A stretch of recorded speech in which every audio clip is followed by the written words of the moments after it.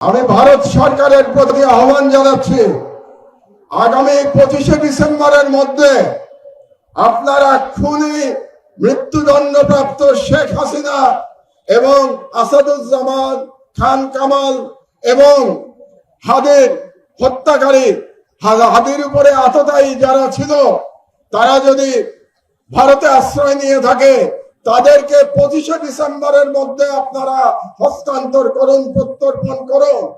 তাহলে আমি হাদির রক্তের কসম দিয়ে বলছি, বাংলাদেশের প্রতিটি ভারতীয় প্রতিষ্ঠানের বিরুদ্ধে আমরা প্রতিরোধ সংগ্রাম শুরু করব।